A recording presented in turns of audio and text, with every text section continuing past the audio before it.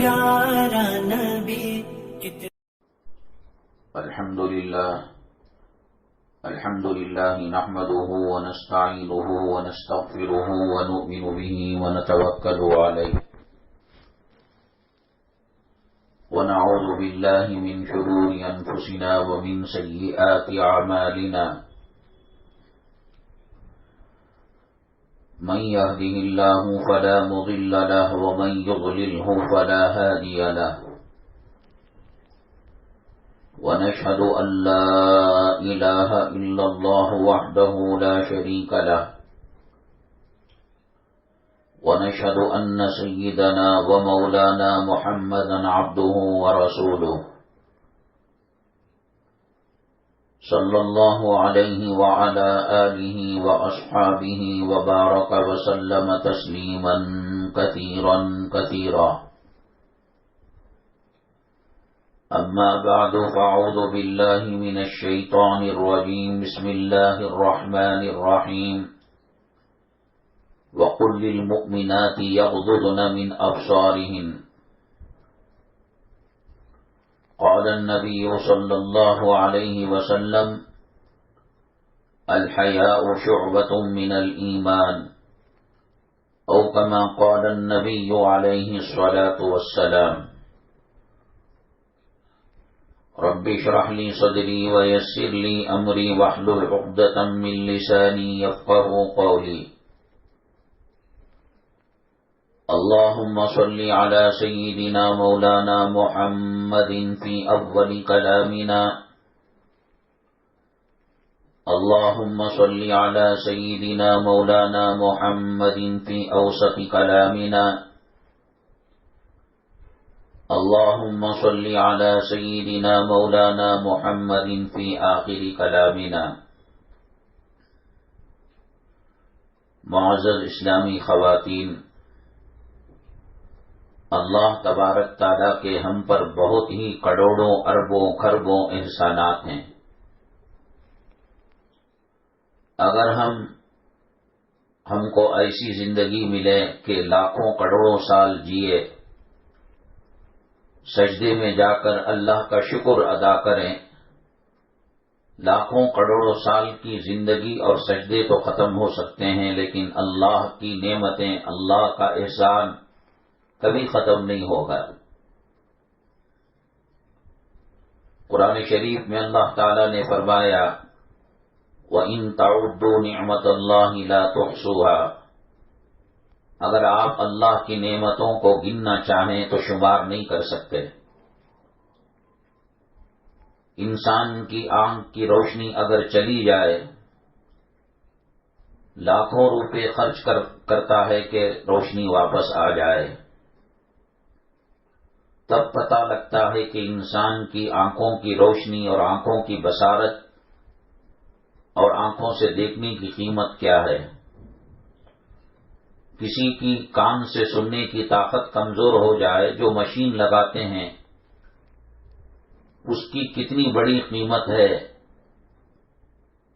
دل کمزور ہو جائے، اس کو صحیح راستے پر لگانے کے لیے لاکھوں روپے خرچ ہو جاتے ہیں. چھوٹی چھوٹی چیزوں کے لیے لاکھوں روپیہ خرچ ہوتا ہے. یہ ہوا میں آکسیجن جو ہم لے رہے ہیں، سانس لے رہے ہیں، جب کووڈ کی بیماری کی وبا چل رہی تھی تو کووڈ کا جو مریض ہوتا تھا، سب سے بڑی شکایت اس کی یہی ہوتی تھی کہ سانس لے نہیں پاتا تھا.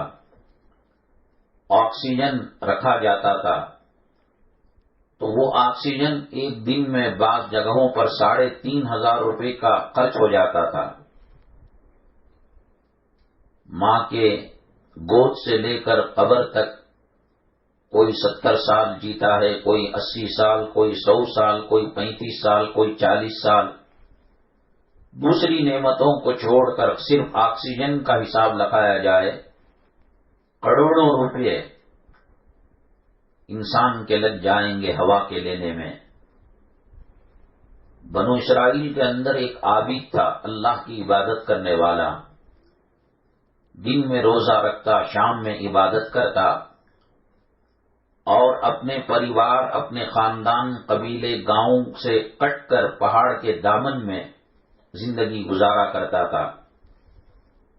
مذہب اسلام میں اس کی اجازت نہیں ہے خاندان، قبیلے، پریوار، بیوی بچوں کو چھوڑ کر کوئی جنگل میں جا کر عبادت میں لگ جائے۔ انسانوں کے درمیان رہنا پڑے گا، اسی میں عبادت کرنی پڑے گی، اللہ کا ذکر کرنا پڑے گا، دعائیں کرنی پڑے گی۔ ہو سکتا ہے کہ بنو اسرائیل میں اس کی اجازت رہی ہو، وہ دن بھر عبادت کرتا اور دن میں روزہ رکھتا، رات میں عبادت میں لگا رہتا۔ اللہ تعالی نے اس کے جسم کو اور اس کی طاقت کو باقی رکھنے کے لیے ایک انار کا درخت لگا دیا تھا اور ایک پانی کا چشمہ وہاں سے بہتا تھا۔ افطاری سحری انار سے کرتا اور پانی پی لیتا۔ کئی سال تک آنکھ بند کرنے کے برابر اس نے نافرمانی نہیں کی، اور اس نے یہ خواہش کی کہ زندگی میں تو عبادت کی اور دن میں روزہ رکھا، رات میں نوافل پڑھے، تہجد پڑھی، قیام اللیل کیا۔ اللہ میری خواہش ہے کہ میری جو موت آئے وہ سجدے کی حالت میں آئے۔ اللہ تعالیٰ نے اس کی آرزو کو پورا کیا اور سجدے کی موت آئی۔ اللہ تعالیٰ ہمیں بھی سجدے کی کلمے کی موت نصیب فرمائے۔ اللہ اس وقت زبان سے کلمہ طیبہ جاری فرمائے۔ حدیث پاک میں آتا ہے کہ قیامت تک وہ سجدے میں رہے گا۔ قیامت کا میدان جب برپا ہوگا، حشر کا میدان قائم ہوگا، لوگوں کو حساب و کتاب کے لیے پیش کیا جائے گا، اللہ تعالیٰ اس بنو اسرائیل کے عابد جو دسیوں سال روزے رکھتا، راتوں میں عبادت کرتا، اللہ کی دی ہوئی نعمتوں میں سے انار سے سحری افطاری کرتا اور ندی میں سے پانی پیتا، اس سے اللہ نے فرمایا کہ جا، میں اپنے فضل سے تجھے جنت میں بھیجتا ہوں۔ اور بنو اسرائیل کا وہ عابد کہنے لگا، اللہ یہ کیسا انصاف ہے، آپ نے مجھے 70، 80، 100 جو بھی زندگی دی ہے، آنکھ بند کرنے کے برابر بھی میں نے تیری نافرمانی نہیں کی۔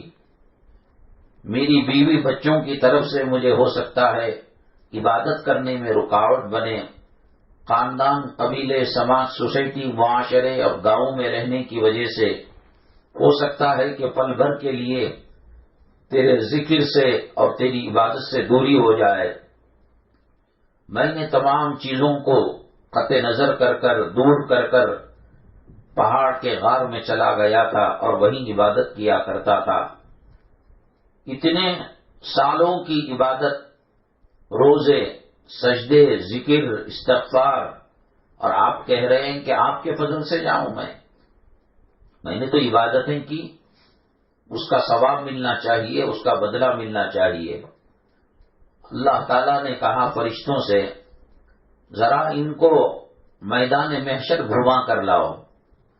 چنانچہ فرشتے ان کو لے گئے، جنت کو دور سے دکھایا اور اللہ تعالیٰ کی جو نعمتیں ہیں ان کو دکھایا، اور جہنم کے قریب نہیں، جہنم سے اتنی دور کہ ایک تیز رفتار دوڑنے والا گھوڑے پر بیٹھ کر وہ جہنم سے نکلے تو 500 سال کے بعد وہ جہاں رکتا ہے وہاں سے دیدار کرایا فرشتوں نے جہنم کا۔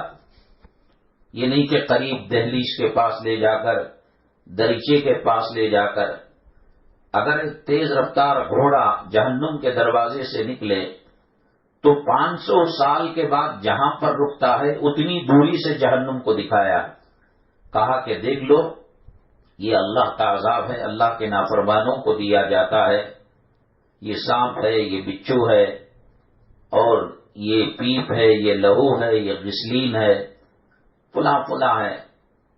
تو وہ بنو اسرائیل کا جو عابد تھا تل ملانے لگا، تڑپنے لگا، فرشتوں اللہ کا واسطہ جلدی یہاں سے نکل، جہنم کے اندر نہیں۔ آج ہم نے جہنم کو مذاق بنا رکھا ہے، ہمیں ڈر ہے تو اس بات کا ڈر ہے کہ بچے ایگزام میں کہیں فیل نہ ہو جائے. ہمیں ڈر ہے تو اس بات کا ڈر ہے کہ ساس نڑن بھاوچ کہیں ناراض نہ ہو جائے.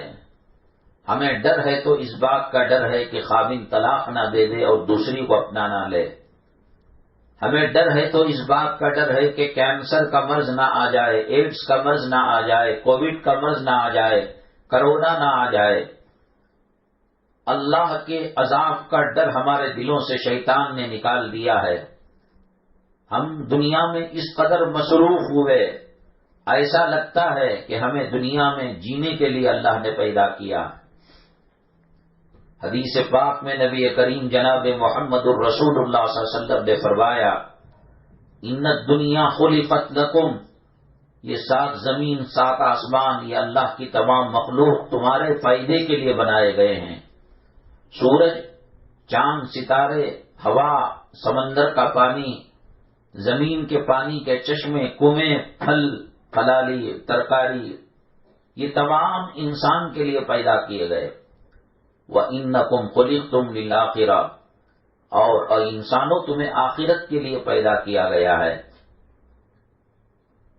کتنی تیاری ہم کرتے ہیں یہاں آخرت کے لیے، قبر کے لیے، میدان محشر کے لیے. ہمیں موت کے مرحلے سے، سکرات کی پل سے گزرنا ہے. ایسا نہیں کہ نیند کی گولی کھائی، آدمی سو گیا، موت آ گئی. سکرات کی سختی ہر کسی کے پیچھے لگی ہوئی ہے. حضرت موسیٰ نبینا علیہ الصلاۃ والسلام نے اللہ تعالی سے پوچھا، ان کی حضرت اسرائیل علیہ السلام ملک الموت سے ملاقات ہوئی.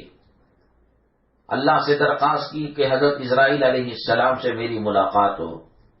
ملاقات کی اور کہا، مجھے بتائیے کہ انسان کو روح نکلتے وقت کیسے تکلیف ہوتی ہے. ہم نے یہ سمجھا کہ رات کو کوئی سو گیا، صبح میں اٹھا نہیں، اس کی روح نکل گئی. چھت سے گر کر مرا اور اس کی روح نکل گئی.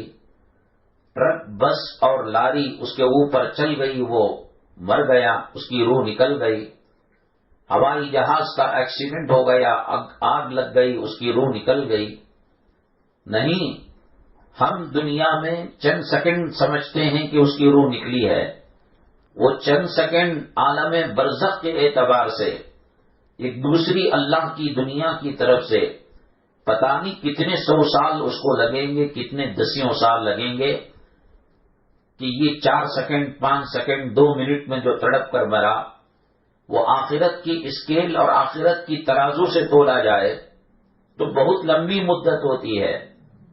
کائنات میں اللہ کی مخلوق میں سب سے زیادہ اللہ کو پیارے جو ہیں، میرے اور آپ کے آقا و مولا جناب محمد الرسول اللہ صلی اللہ علیہ وسلم کی ذات گرامی ہیں. اللہ تعالیٰ نے اپنے نام کے ساتھ نبی کریم صلی اللہ علیہ وسلم کے نام کو لکھا ہے.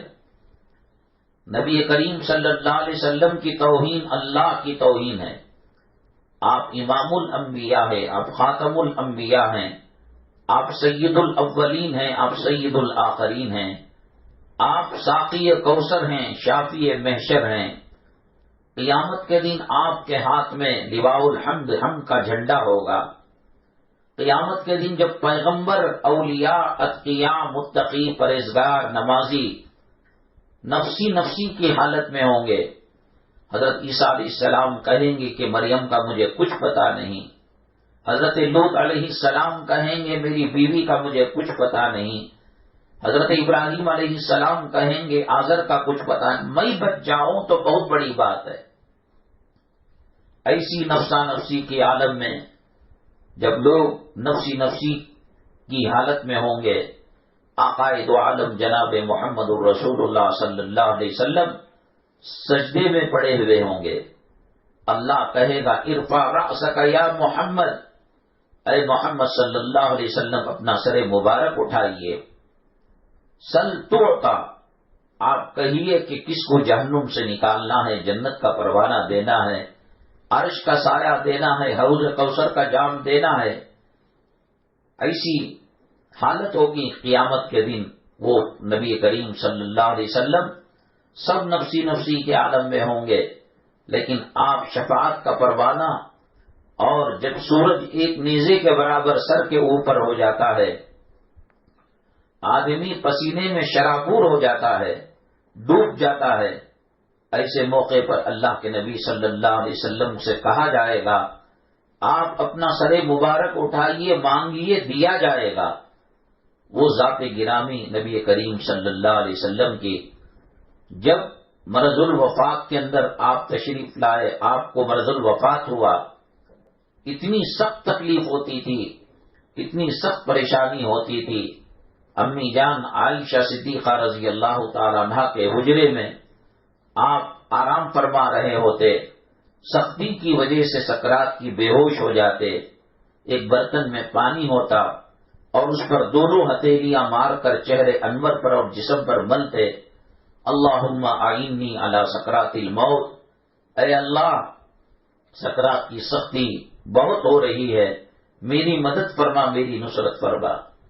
امام الانبیاء ہیں آپ، خاتم الانبیاء ہیں آپ، گناہ ہو کر بھی نہیں گزرا آپ سے، بلکہ حدیث پاک میں آتا ہے کہ انسان پیدا ہوتا ہے تو ایک فرشتہ اور ایک شیطان اس کے ساتھ اللہ تعالیٰ پیدا فرماتے ہیں۔ شیطان یہ کوشش کرتا ہے کہ راہ حق سے وہ ہٹ جائے، اور فرشتہ کوشش کرتا ہے کہ نماز پڑھے، یہ پردے میں رہے، یہ حلال کھائے، یہ حرام سے بچے۔ اللہ کے نبی صلی اللہ علیہ وسلم سے پوچھا گیا جب آپ نے یہ بات فرمائی، کیا آپ کے ساتھ بھی ہے شیطان ابلیس؟ نبی کریم صلی اللہ علیہ وسلم نے فرمایا ہے، رہا تو صحیح لیکن وہ مسلمان ہو گیا اور وہ میرے تابع ہو گیا، اور مجھے راہ راست سے ہٹانے کی قدرت اللہ نے چھین لی، ولیکن اسلمنی کے الفاظ آتے ہیں۔ ایسی نبی کریم صلی اللہ علیہ وسلم کی ذات گرامی جو اللہ کی محبوب شخصیت ہے، امام الانبیاء ہے، خاتم الانبیاء ہے، اللہ تعالیٰ نے قرآن شریف کی 7 منزلیں اور کلام پاک کے 30 پارے اور 6666 آیتیں آپ کے سینے مبارک پر نازل فرمائی، اور اللہ نے عرش پر جو اپنا نام لکھا ہے لا الہ الا اللہ، اس کے ساتھ اپنے محبوب کا نام محمد الرسول اللہ صلی اللہ علیہ وسلم لکھا ہے۔ کہتے ہیں کہ جنت میں جب حضرت آدم علیہ السلام کو بھیجا گیا تو ادھر جاتے ادھر جاتے، نہروں کا پانی پیتے، دودھ پیتے، شہد استعمال کرتے، اور ان نہروں کے اندر غوطہ دیتے اور جو چاہے پھل کھاتے۔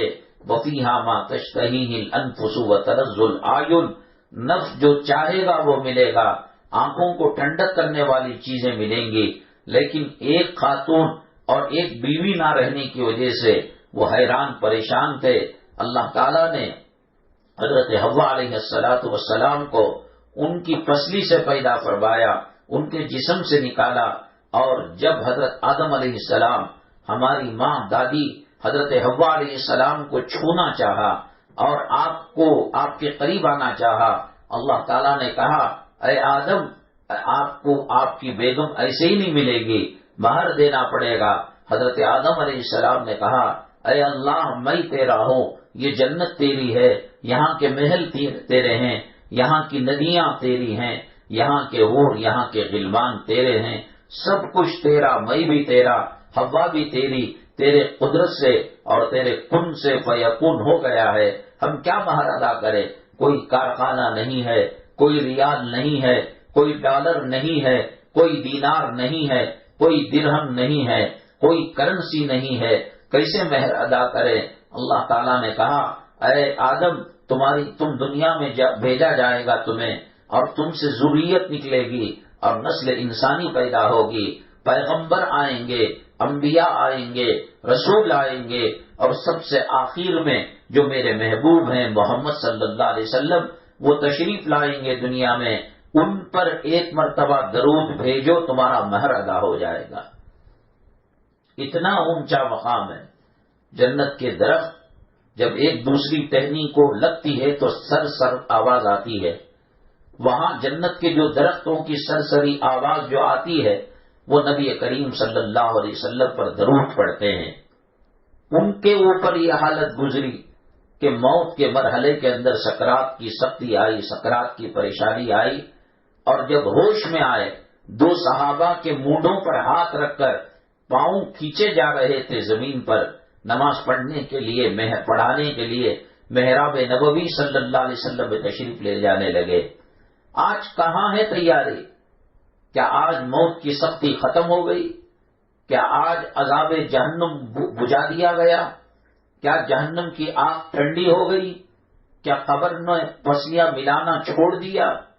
کیا قبر کے سام بچھو غائب ہو گئے؟ کیا مسئلہ ہے؟ ہر کوئی یہ چاہتا ہے کہ میری بلڈنگ بنے، میری جائیداد بنے، میری پراپرٹی بنے۔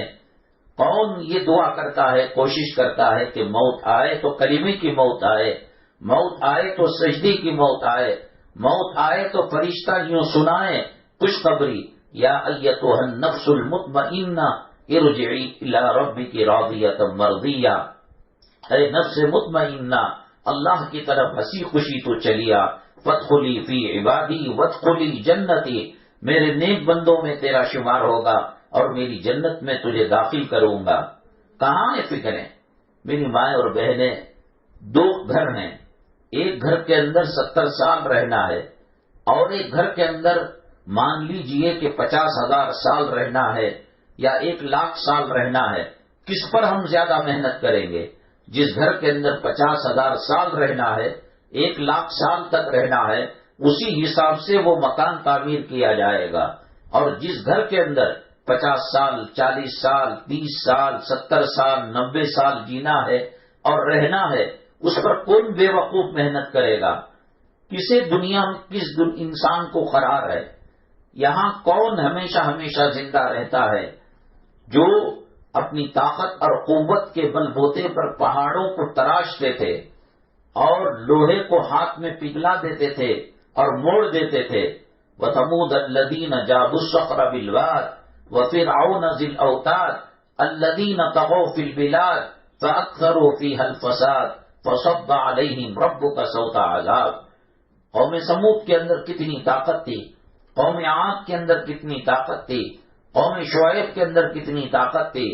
اللہ آپ کو ہمیں جب عمرہ نصیب کرے، حج بیت اللہ نصیب کرے، اللہ اپنے گھر کا دیدار بار بار ہمیں نصیب فرمائے، اپنے حبیب پاک صلی اللہ علیہ وسلم کے روضے کی زیارت ہمیں بار بار نصیب فرمائے۔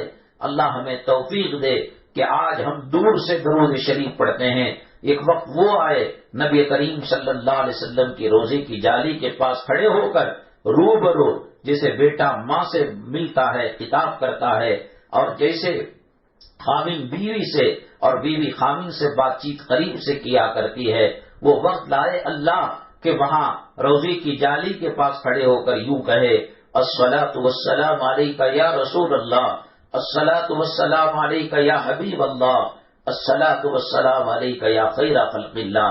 کتنا خوش نصیب ہے وہ انسان جو اللہ تعالیٰ کے اور اللہ کے حرم میں طواف کرے، نماز پڑھے، حج بیت اللہ کرے، عمرہ کرے اور نبی کریم صلی اللہ علیہ وسلم کے روضے کے پاس کھڑے ہو کر آپ کو سلام پڑھے اور آپ کے روضے کے پاس کھڑے ہو کر اللہ سے دعا کرے، اللہ سے مانگے۔ ہماری زندگیاں ایسی نہیں لگتی۔ مرض ہارٹ کا آیا ہوا ہے، ہارٹ کے مریض کو کب جھٹکا لگے، کب اٹیک ہو اور کب مرے پتہ نہیں، لیکن ایسی زندگی گزار رہا ہے گویا اسے کچھ ہوا ہی نہیں۔ کڈنی میں پتھر آ گیا، کنکری آ گئی، پیشاب کا راستہ بند ہو گیا، منہ سے کھانے کا راستہ ختم ہو گیا، اور ہاسپٹل نرسنگ ہوم کے اندر وینٹیلیٹر کے اندر ہے، مصنوعی آکسیجن ناک پر لگایا ہوا ہے، اور اس سے پوچھا جاتا ہے کیا دنیا میں رہنا چاہتے ہو یا کہ آکسیجن ہٹا لیا جائے، تو ہاتھ سے اشارہ کرتا ہے نہیں، اس سڑی ہوئی دنیا میں، اس ملعون دنیا میں اور کچھ سانسیں لینا میں چاہتا ہوں اور رہنا کتنا رہ لے گا۔ حضرت نوح علیہ السلام کی دور نبوت کی جو عمر تھی وہ 950 سال تھی، 9500 سال تک حضرت نوح علیہ السلام دعوت و تبلیغ کا فریضہ انجام دیتے رہے۔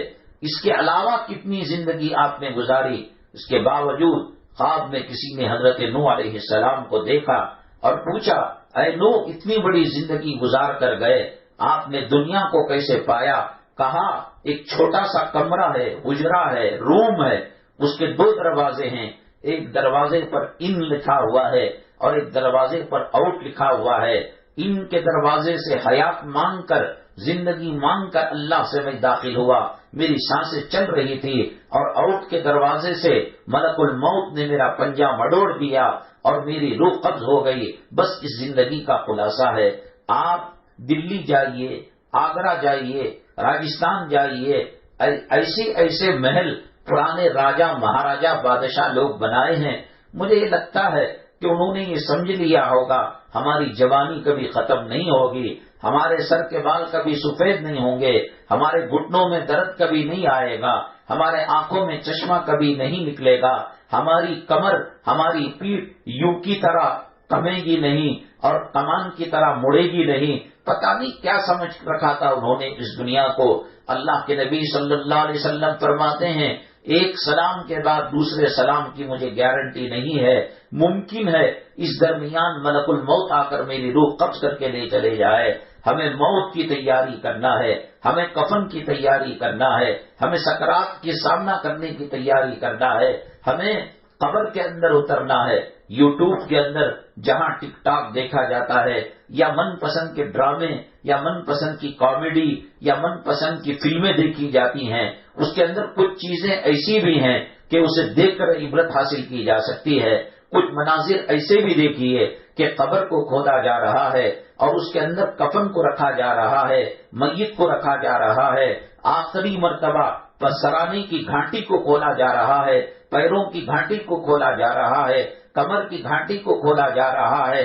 گھر میں رہتے ہیں اور بجلی چلی جائے، کرنٹ چلا جائے اور تاریخ کمرہ ہو، یہاں سب کچھ موجود ہے، یہاں موبائل فون موجود ہے، یہاں ٹی وی چل سکتی ہے، یہاں گانے بج سکتے ہیں، یہاں غزل بج سکتے ہیں۔ وہ اندھیروں کا گھر ہے، وہ کیڑے مکوڑوں کا گھر ہے، وہ سانپ بچھوؤں کا گھر ہے، اور ایسا وہ سانپ ہے کہ دنیا میں ایک پھونک مار دے، اس کے زہر کی وجہ سے ساری دنیا تباہ برباد ہو جائے، اور وہ بچھو اونٹ کی طرح ہوں گے، ایک مرتبہ ڈسے اور ایک مرتبہ ڈنک مارے، سر کے بالوں سے لے کر پیروں کے ناخن تک سارا جسم زہر آلود ہو جائے۔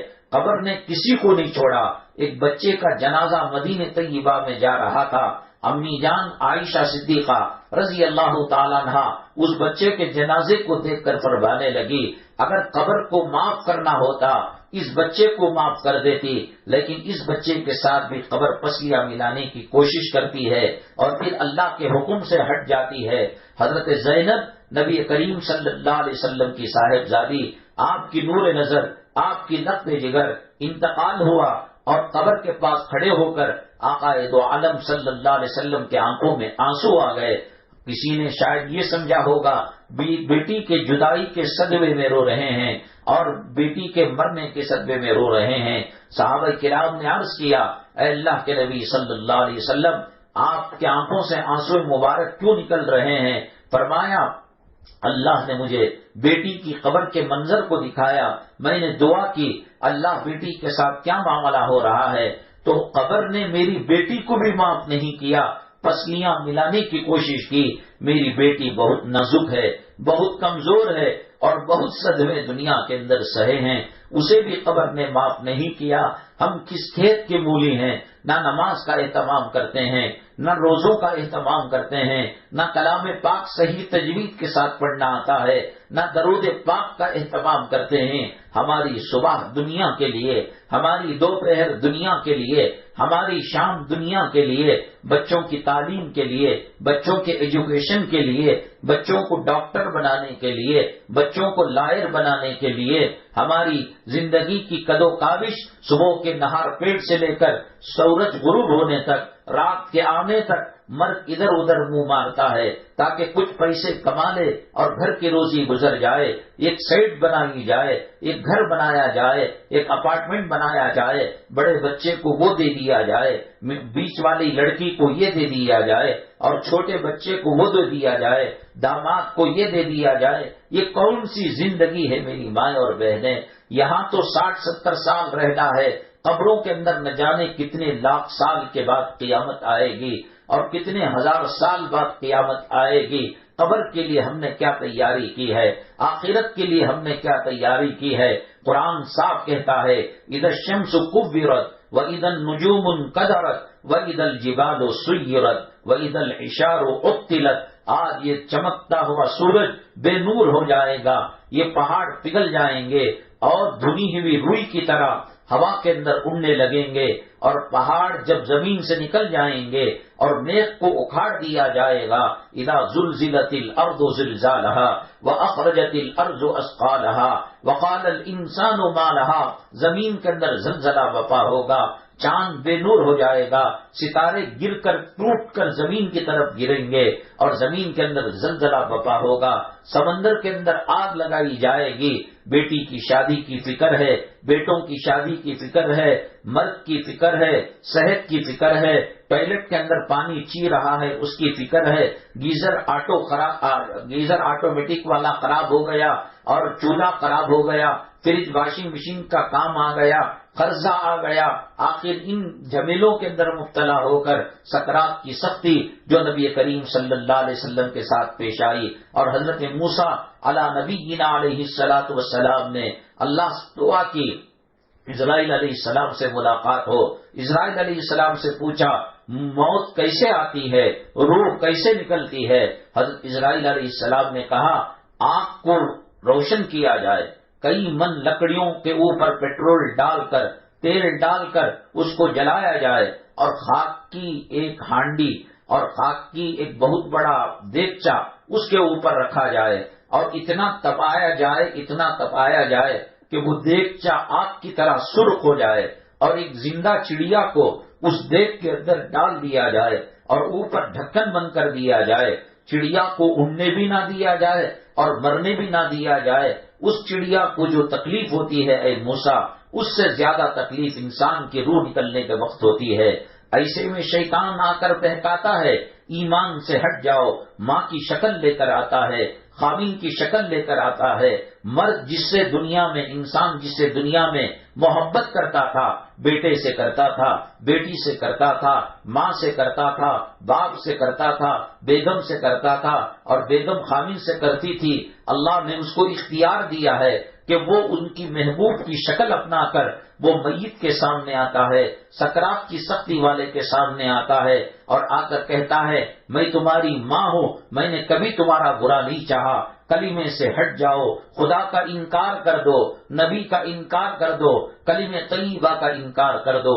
ایک طرف بنے ہوئے مکان سے چھٹنے کا دل کے اندر ملال رہتا ہے، غم رہتا ہے، ذرے ذرے میں ان کے ٹکڑے ٹکڑے میں ہماری محبت بسی ہوئی ہے، ہم نہیں چاہتے کہ اس بنگلے سے ہماری روح نکل جائے، اس گلی سے ہمارا جنازہ نکل جائے۔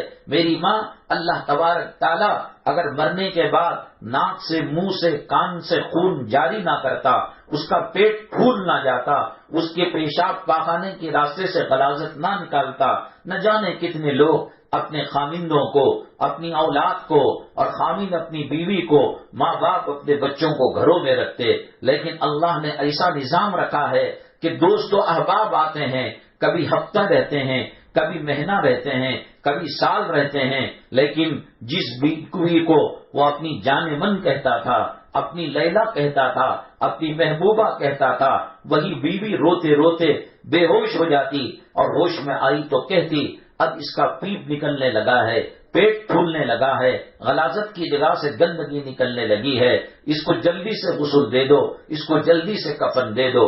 علماء نے کہا کہ قبر جب میں انسان کو ڈالا جاتا ہے، کہاں سے کیڑے پیدا ہو جاتے ہیں، کہاں سے حشرات الارض پیدا ہو جاتے ہیں، جسم کو کھانے والی اور جسم کو خوراک بنانے والے جراثیم کہاں سے پیدا ہو جاتے ہیں۔ علماء نے کہا کہ آپ نے مرے ہوئے جانور کو دیکھا نہیں، کتا مرا ہوا ہے، گھوڑا اور گدھا مرا ہوا ہے، بیل گائے مری ہوئی ہے، تو اس کا پیٹ پھول جاتا ہے، پیٹ کے اندر جو دنیا کی چیزیں جو غذا بن کر کھایا ہوا تھا وہ سڑنے گلنے لگتی ہیں، اس میں تعفن پیدا ہوتا ہے، اس میں بدبو پیدا ہوتی ہے، اس میں کیڑے پیدا ہوتے ہیں، وہی کیڑے انسان کو کھانے لگتے ہیں۔ جس قبر نے بچے کو معاف نہیں کیا، جس قبر نے نبی کریم صلی اللہ علیہ وسلم کی صاحبزادی حضرت زینب کو معاف نہیں کیا، جس موت کی سختی میں اولیاء تو اولیاء، بزرگان دین تو بزرگان دین، اقطاب ابدال،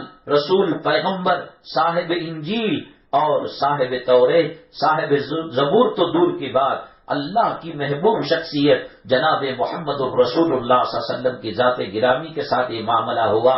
ہماری تہجدیں کہاں ہیں؟ ہمارے روزے کہاں ہیں؟ ہماری تلاوت کہاں ہے؟ ہمارا جینا، ہمارا مرنا دنیا کے لیے ہے. ایسا لگتا ہے اللہ نے ہمیں دنیا میں آخرت کی تیاری کے لیے نہیں بلکہ دنیا کی تیاری کے لیے بھیجا ہے. ذرا سی عمر کھسکتی ہے، آنکھوں کی روشنی کم ہو جاتی ہے. ذرا سی عمر کھسکتی ہے، میموری پاور، قوت حافظہ کمزور ہو جاتا ہے. پہلے میلوں چلا کرتے تھے، دن میں 7 طواف کیا کرتے تھے اور سفر کے اندر 10-15 عمرے مسجد عائشہ سے کیا کرتے تھے. اوٹی، کنیا کماری، کشمیر پھرنے گئے، چلتے لیکن تھکتے نہیں تھے. 40 سال کے بعد انسان کی زندگی کا زوال شروع ہو جاتا ہے. پیر جواب دینے لگتے ہیں، آنکھیں جواب دینے لگتی ہیں، کان جواب دینے لگتے ہیں، اور پھر ایک وقت وہ آتا ہے کہ منہ کا ذائقہ خراب ہو جاتا ہے. سادے چاول خشکے کا فرق ختم ہو جاتا ہے. بریانی اور انڈا سامر کا مزے کا فرق جو ہے ختم ہو جاتا ہے. آنکھوں میں دھندلا پن آ جاتا ہے. موت کے قریب جانے لگتا ہے. اللہ تعالیٰ کہیں گے کیا کی تم دنیا کے اندر تم نے تیاری؟ قیامت کے دن کسی انسان کا قدم نہیں اٹھے گا جب تک کہ وہ کچھ سوالوں کا جواب نہ دے دے. وہ نماز کے بارے میں سوال کیا جائے گا، زندگی کے بارے میں سوال کیا جائے گا، موت کے بارے میں سوال کیا جائے گا، آمدنی اور خرچ کے بارے میں سوال کیا جائے گا. اتنا سونا تھا، اتنی چاندی تھی، اتنا روپیہ تھا، اتنا پیسہ تھا. اسی لیے اللہ کے نبی صلی اللہ علیہ وسلم نے اس کو پسند نہیں فرمایا اور کہا انسان کا بدترین مال جو خرچ ہوتا ہے وہ مٹی پر خرچ ہوتا ہے، وہ پتھر پر خرچ ہوتا ہے. ابھی کمزوری کی زندگی، غربت کی زندگی گزار رہے تھے. بیٹا ڈاکٹر بن گیا اور بیٹی انجینئر بن گئی. امریکہ میں ڈیوٹی لگ گئی، سعودی عرب کے اندر ڈیوٹی لگ گئی، مسقط اور قطر کے اندر ڈیوٹی لگ گئی. اب پیسوں کی ریل پیل ہے. شروع سے کھانے کی عادت نہیں، اگر کھانا بھی چاہے شوگر کی بیماری اجازت نہیں دیتی، کولیسٹرول کی بیماری اجازت نہیں دیتی، بی پی کی بیماری اجازت نہیں دیتی، ہارٹ اٹیک کی بیماری اجازت نہیں دیتی. اب غریبوں کو دینے کے بجائے مٹی پر اور زمین پر محنت کرتا ہے، بی ڈی اے میں سیٹ لینے کی کوشش کرتا ہے، خیرات صدقہ نہیں کرتا. اللہ کے نبی صلی اللہ علیہ وسلم نے فرمایا انسان کے خرچ کا بدترین مصرف جو ہے وہ جو ہے عمارتیں ہیں، وہ زمین ہے، وہ مٹی ہے، اور اس کے قطرے قطرے میں اس کی روح نکلی اٹکی ہوئی رہتی ہے. ملک الموت جب والتفت الساق بالساق کا معاملہ ہوتا ہے وہ پنجوں سے روح نکالتے ہیں، پنڈلی تک روح آتی ہے، پنڈلی سے نکالتے ہیں گھٹنے کی طرف بھاگتی ہے، گھٹنے سے نکالتے ہیں ران کی طرف بھاگتی ہے، ران سے نکالتے ہیں کمر کی طرف بھاگتی ہے، کمر سے نکالتے ہیں سینے کی طرف بھاگتی ہے. اور انسان مکمل ہوش و حواس کے ساتھ اپنے آنکھوں سے اور اپنے دل دماغ کو اللہ باقی رکھتے ہیں، وہ اس لیے تاکہ اسے زندگی گزارنے کا پتہ لگے. اگر نیکیوں میں زندگی گزاری وہ اللہ کا شکر ادا کرے، وہ گناہوں میں زندگی گزاری اب پچھتانے سے کیا ہوگا؟ اب تو روح نکلنے کا وقت آ چکا ہے، اب توبہ کا دروازہ بند ہو چکا ہے، اب غرغرے کی آواز آ چکی ہے. اس موقع پر اللہ کبھی توبہ کو قبول نہیں کرتا. قرآن شریف میں اللہ نے فرمایا کہ جب فرعون کے سامنے موت کا پنجہ گڑا، اللہ کے عذاب کا شکار ہوا اور سمندر کے دونوں پانیاں ملنے کے اندر غرق ہونے لگا، وہ یوں کہنے لگا آمنت برب موسیٰ و ہارون، میں موسیٰ اور ہارون کے رب پر ایمان لاتا ہوں. وہ فرعون جس نے خدائی کا دعویٰ کیا، وہ فرعون جس نے بنو اسرائیل کے لڑکوں کو لاکھوں کی تعداد میں قتل کیا، وہ فرعون جو سرکشی میں، خدا کی نافرمانی میں حضرت موسیٰ علیہ السلام کو تکلیفیں پہنچائی، ایمان والوں کو تکلیف پہنچائی، موت کا منظر دیکھا، کہنے لگا آمنت برب موسیٰ و ہارون، میں موسیٰ اور ہارون کے رب پر ایمان لاتا ہوں. اور کہتے ہیں حضرت جبریل علیہ السلام یا دوسرا فرشتہ مٹی اٹھا کر اس کے منہ میں ڈال دیتے ہیں کہیں وہ توبہ نہ کرے اور اللہ توبہ قبول نہ کر لے.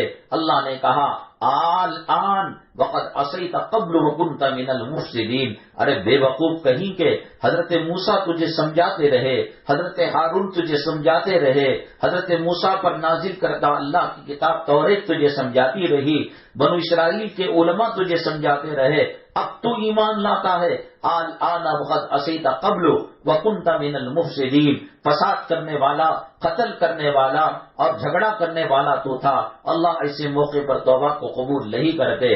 ایسے حالات جو ہندوستان کے اندر چل رہے ہیں، پتہ نہیں کس عورت کے ساتھ کب کیا معاملہ ہو جائے، کس گاڑی والے کے ساتھ کب کیا معاملہ ہو جائے، شرائع اسلام کی توہین کی جا رہی ہے۔ پردے سے متعلق آپ جانتے ہیں کیا احوال پیدا ہوئے۔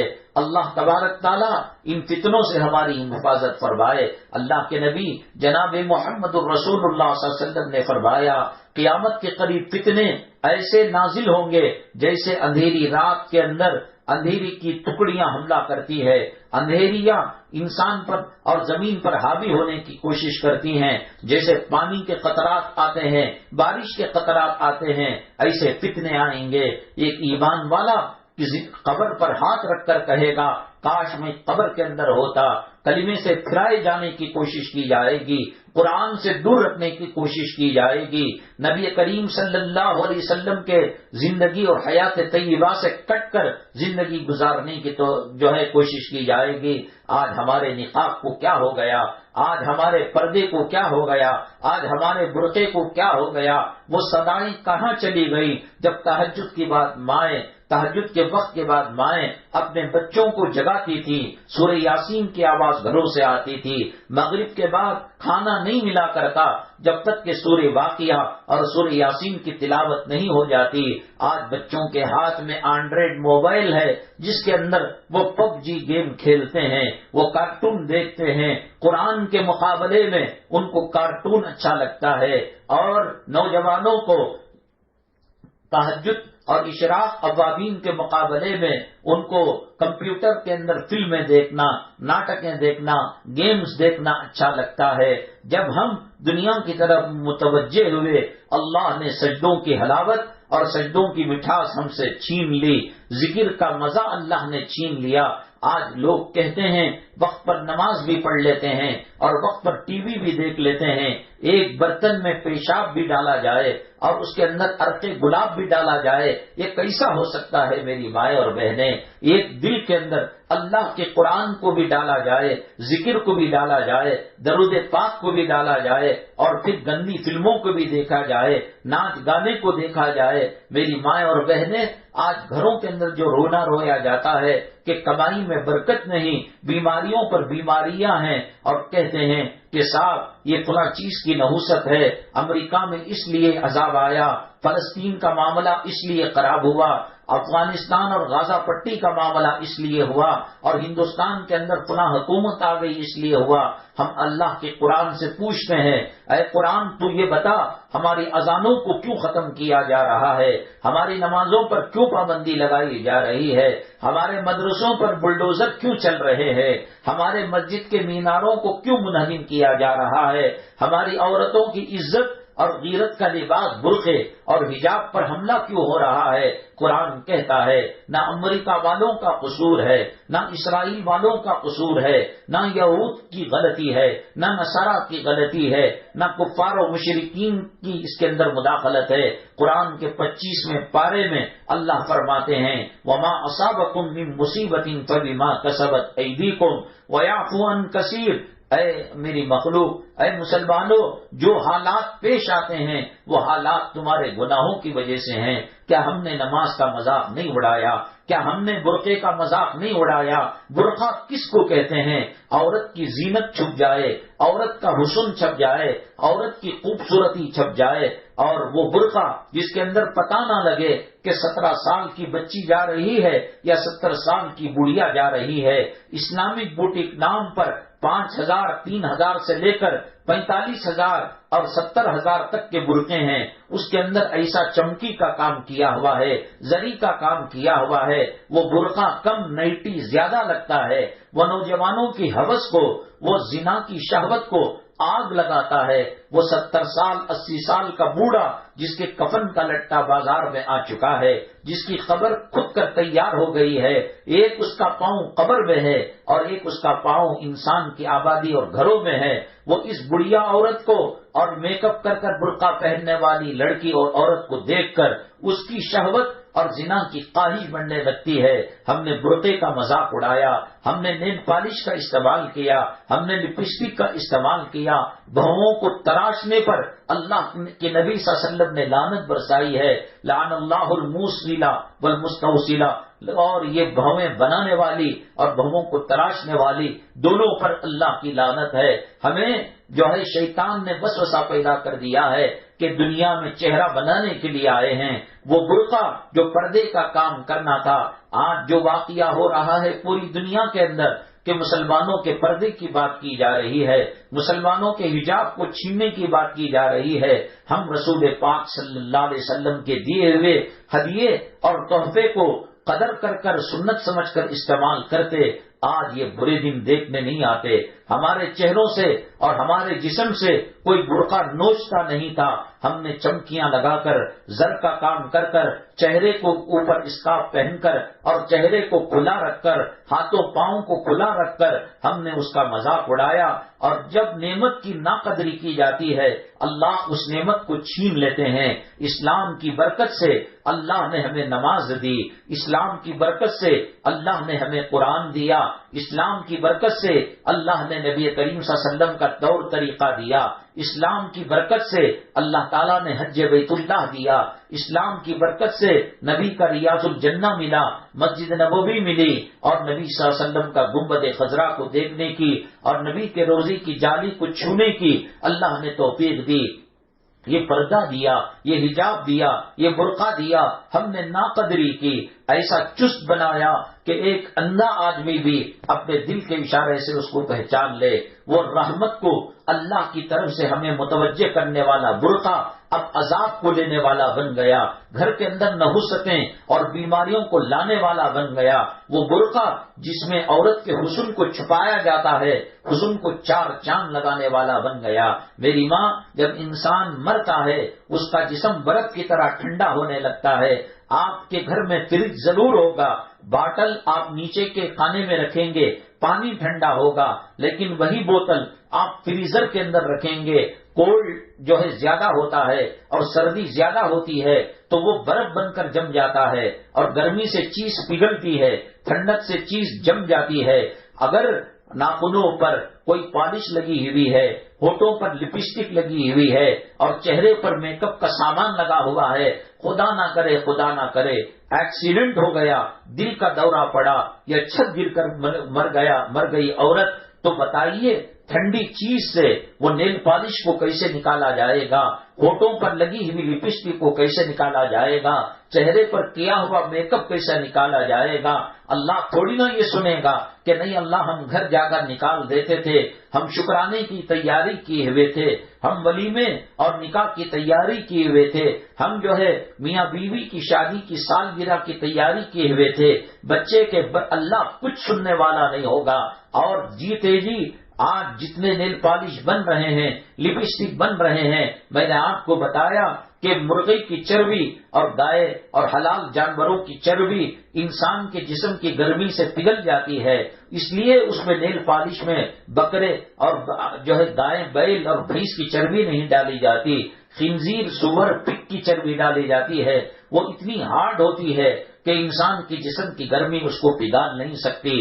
اگر اس حالت میں موت آ جائے، وہ کون سا کیمیکل ہے کہ جس سے ناخنوں سے نیل پالش کو دور کیا جائے، ہونٹوں کی سرخی کو دور کیا جائے. میری ماں، وضو کرنے سے جو چہرے پر چمک آتی ہے، نماز پڑھنے سے جسم جو کسا ہوا طاقت اور قوت والا ہوتا ہے، یہ دنیا کے لیبارٹریز کے اندر اور دنیا کے حکماں اور ڈاکٹروں کے پاس وہ چیز نہیں مل سکتی. تو قرآن کو سینے سے لگا کر تو دیکھ، تو اللہ کے حضور سجدہ کر تو دیکھ، تو اللہ کے حضور رو کر تو دیکھ، تو قرآن کو اپنے آنکھوں سے لگا کر تو دیکھ. دنیا کے صابن، دنیا کے شیمپو اور دنیا کے حسین کرنے والے کیمیکل، یہ سب جھوٹے ہیں میری ماں. اللہ کا قرآن سچا ہے، نبی کا طریقہ سچا ہے. تو نے سجدوں کو بھلا دیا ہے، تو نے مصلی کو بھلا دیا ہے، تو نے قبر کو بھلا دیا ہے، تو نے آخرت کو بھلا دیا ہے. فکر ہے یہ رنگ کیوں بدل رہا ہے، فکر ہے کیوں میں دبلی ہو رہی ہوں؟ دبلی کو موٹے ہونے کی فکر ہے، موٹے کو دبلی ہونے کی فکر ہے، کسی کو قبر کی فکر نہیں۔ سیدنا ابو بکر صدیق رضی اللہ تعالیٰ عنہ کے انتقال کا وقت آیا، حضرت امی جان عائشہ صدیقہ رضی اللہ تعالیٰ عنہ نے کہا ابا یہ سفید کپڑا کفن کے لیے چلے گا؟ سیدنا ابو بکر صدیق رضی اللہ تعالیٰ عنہ 1.25 لاکھ پیغمبروں کے بعد حضرت آدم علیہ السلام سے لے کر نبی کریم صلی اللہ علیہ وسلم تک جو 1,24,000 پیغمبر آئے، ان کے بعد سب سے اونچا مرتبہ، سب سے اعلیٰ مرتبہ، سب سے فضیلت والا مرتبہ سیدنا صدیق اکبر رضی اللہ تعالیٰ عنہ کا ہے۔ آپ نے کہا بیٹی یہ سفید کپڑا زندہ لوگوں کے زیادہ کام آئے گا، مجھے تو چندیوں میں بتیوں میں لپیٹ کر مٹی کے حوالے کر دینا، میرا خدا راضی ہوگا تو یہ چندیاں بھی کام آ جائیں گی، میرا خدا ناراض ہوگا تو پھر یہ جو ہے چندیاں مجھ پر پھٹکار بنیں گی۔ وہ اتنے بڑے اللہ والے ہو کر دنیا میں نبی کریم صلی اللہ علیہ وسلم نے 10 صحابہ کو جنت کی بشارت دی، ان میں صدیق اکبر رضی اللہ تعالیٰ عنہ بھی ہیں۔ ہمیں پتہ نہیں ہماری موت کیسے آئے گی، ہمیں پتہ نہیں کس حالت کے اندر ہائی وے کے اندر ہمارے جسم کے پرخچے اٹھ جائیں گے، ہمیں پتہ نہیں کہ جس ٹرین اور بس میں سفر کر رہے ہیں وہ بس کھائی میں گر بھی سکتی ہے، وہ ٹرین کی بوگیاں ایک دوسرے پر چڑھ بھی سکتی ہیں، ہمیں پتہ نہیں ہمارا انجام کیا ہونے والا ہے۔ جن کے انجام کا پتہ دنیا میں چل گیا تھا وہ ابو بکر صدیق رضی اللہ تعالیٰ عنہ، اللہ کی مخلوق کا ہر فرد جنت میں جانا چاہے گا، لیکن جنت کا ہر دروازہ ابو بکر صدیق کو کہے گا اے ابو بکر صدیق تو نے نبی کی غلامی کا وہ حق ادا کیا اور نبی کو اتنا راضی کیا، اللہ کو اتنا خوش کیا کہ جنت کے سارے دروازے صدیق کو آواز دیں گے ہم سے داخل ہو جاؤ، ہماری شان بلند ہو جائے گی، ہمارا مرتبہ بلند ہو جائے گا۔ وہ صدیق جسے جنت کے دروازے بلا رہے تھے، چڑیا کو دیکھ کر، پرندے کو دیکھ کر، کسی درخت گھاس پھوس کو دیکھ کر کہتا اللہ مجھے موت کا سامنا کرنا ہے، قبر کا سامنا کرنا ہے، پلسرات کا سامنا کرنا ہے، قیامت کا سامنا کرنا ہے، کیوں نہ مجھے چڑیا بنا دیا ہوتا، کیوں نہ مجھے تو پرندہ بنا دیا ہوتا، درخت اور گھاس پھوس بنا دیا ہوتا، پیدا ہوتے اور چلتے پھرتے پھر جو ہے سوکھ جاتے اور انتقال کر جاتے، نہ حساب و کتاب ہے چڑیا سے، نہ نام اعمال کا سامنا کرنا ہے، نہ جنت کو جانا ہے نہ جہنم کو جانا ہے۔ اللہ صدیق میں اتنی طاقت و قوت نہیں، جن کے تذکرے اللہ نے قرآن میں کیے تھے جب حضرت رسول اللہ صلی اللہ علیہ وسلم کے ساتھ ہجرت فرما رہے تھے، غار ثور کے اندر صدیق اکبر تھے، یار غار تھے، قرآن نے کہا اذ ہما فی الغار اذ یقول لصاحبہ لا تحزن ان اللہ معنا۔ اللہ نے حضرت ابو بکر صدیق کی طرف اشارہ کر کر غار ثور کا تذکرہ کیا۔ غار ثور کے منہ پر اللہ نے جنت کی نہر کو جاری کر کر حضرت صدیق اکبر کی پیاس کو بجھایا تھا۔ میری ماں ہمارے ساتھ کیا معاملہ ہے؟ ہم نماز کب پڑھتے ہیں؟ ہم روزے کب رکھتے ہیں؟ ہم قبر کی فکر کب کرتے ہیں؟ فجر کی نماز کو کون اٹھتا ہے؟ یہ مسلم محلے ہیں، یہ بسم اللہ نگر ہے، یہ گروپن پالیا ہے، یہ تلک نگر ہے، یہاں زیادہ تر مسلم رہتے ہیں۔ فجر کے وقت کن گھروں کے اندر بتی جلتی ہے؟ فجر کے اندر لوٹوں کی کھڑکھڑاہٹ کی وضو کی آواز کہاں آتی ہے؟ سورہ یاسین کی صدا کہاں لگتی ہے؟ ہم نے اٹھنے والے جنازوں کو دیکھا، ہم نے موتا کو دیکھا، ہم نے مالداروں کو مرتے ہوئے دیکھا، فقیروں کو مرتے ہوئے تڑپتے ہوئے دیکھا، اور ہم نے قبر میں دفن ہوتے ہوئے مناظر کو دیکھا۔ جب موت ہمیں آئے گی تب ہم کلمہ پڑھیں گے، تب ہم توبہ کریں گے، اللہ اس وقت توبہ کو قبول نہیں کرے گا، اللہ اس وقت ہمارے معافی نامے کو قبول نہیں کرے گا۔ ملک الموت کے دکھنے کے بعد توبہ کا دروازہ بند ہو جاتا ہے۔ فرعون نے بھی توبہ کی تھی۔ میری ماں، اللہ کسی کو عزت دینا چاہے، دنیا کی دولت سے عزت نہیں ملتی، دنیا کے مال پانی زمین پراپرٹی سے ہمارا مقام بلند نہیں ہوتا۔ منڈیا میں مسکان بیوی مسکان نام کی جو بچی نے جو معاملہ کیا، ایک ڈاکٹر کو ڈاکٹر بننے کے لیے، ڈگری دینے کے لیے کتنے سال لگتے ہیں۔ ہمارے حضرت شیخ پیر ذوالفقار صاحب پیر ذوالفقار بننے کے لیے کتنی مدت لگ گئی، عالم بننے کے لیے، حافظ بننے کے لیے، پراپرٹی کا ڈیلر بننے کے لیے، اور بڑی جائیداد کا مالک بننے کے لیے۔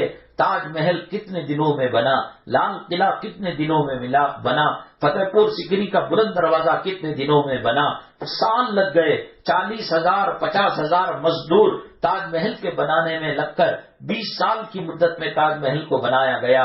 اللہ نوازتا ہے تو کیسے نوازتا ہے؟ کیا وہ بچی جب گھر سے نکلی تھی کیا اس کو پتا تھا کہ میرے ساتھ کیا معاملہ ہوگا؟ جب اس نے غیر اللہ کے نام کو بلند ہوتے ہوئے دیکھا، اللہ اکبر کی صدا لگائی، اللہ نے اس سے کام لے لیا۔ نتیجہ یہ ہے آج عرب میں، عجم میں، اسلامی ممالک میں ہندوستان کا ہر بڑا آدمی، ہر بڑا عالم، ہر بڑا سیاستدان اس سے بات کرنا چاہتا ہے، اس کے قریب ہو کر فوٹو کھنچوانا چاہتا ہے۔ ڈاکٹر بننے کے لیے کئی سال لگ گئے، اللہ کی محبوب اور مقبول بندی ہونے کے لیے اللہ نے آن کی آن میں فیصلہ کر دیا۔ ہمارے اس مدنی منزل کے کرم فرما ایک خاتون ہے جو ہمارے کھانے پینے کا ہر چیز کا خیال کرتا ہے، وہ گھرانہ ایک سفر میں گئے تھے 10-15 دن 8 دن پہلے، ایک بہت بڑا حادثہ ہوا اور انہوں نے کہا کہ اگلے ہفتے کو جو ہوگا بیان نہیں ہوگا قرآن خوانی، اسی میں وہ تسبیح کے اندر مبتلا تھی۔ اللہ نے زندہ کرشمہ دکھایا، بڑے حادثے کے بعد ایک خراش تک نہیں آئی۔ اللہ دینا چاہے زندگی کون چھین سکتا ہے؟ اللہ دینا چاہے عزت کون ذلیل کر سکتا ہے؟ سب کچھ اللہ کے قبضہ قدرت میں ہے۔ نہ خامین بیوی کی زندگی کو بنا سکتا ہے، نہ بیوی خامین کی زندگی کو بنا سکتی ہے، نہ ماں باپ اولاد کی زندگی کو بنا سکتے ہیں، نہ اولاد ماں باپ کی زندگی میں کچھ کر سکتے ہیں۔ ماں رو رہی ہے، بیگم رو رہی ہے، خامین رو رہا ہے اور سکرات کی کیفیت طاری ہے۔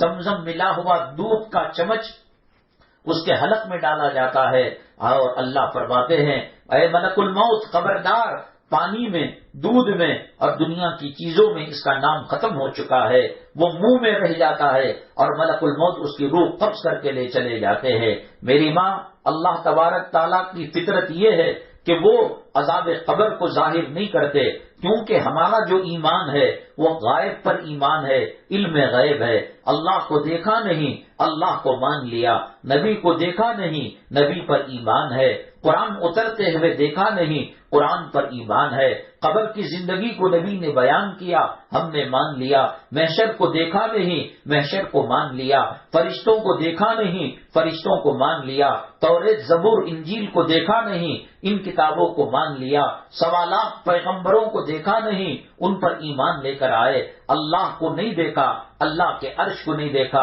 اللہ کو مان لیا، اللہ کے عرش کو مان لیا۔ لیکن اللہ تبارک تعالیٰ کبھی کبھی ہمیں عبرت میں لانے کے لیے اور کبھی کبھی ہماری زندگی کی گاڑی پٹری پر لانے کے لیے اللہ کوئی حادثے کو رونما فرماتے ہیں۔ پڑوسی ملک پاکستان کے ایک علاقے میں ایک صاحب کا معمول تھا کہ وہ صبح شام قبرستان جا کر فاتحہ پڑھا کرتے تھے، ایصال ثواب کیا کرتے تھے، مردوں کی مغفرت کے لیے دعا کیا کرتے تھے۔ ایک دن یہ قبر سے آواز سنی، اے میرے بھیا مجھ کو قبر سے نکال لو، مجھے قبر پھاڑ کر مجھے نکال لو۔ حالانکہ اتنی اندر مردہ ہوتا ہے کہ اس کی آواز باہر سنائی نہیں دیتی، لیکن پھر بھی اللہ تعالیٰ نے سنا دی ان تک بات۔ وہ تو یہ سمجھنے لگا کہ میرے کانوں کی غلطی ہے اور غلط فہمی ہو گئی ہے، تو چنانچہ وہ چلا گیا۔ پھر دوسرے دن یہی آواز آئی، اے میرے بھیا مجھے قبر سے نکال لو۔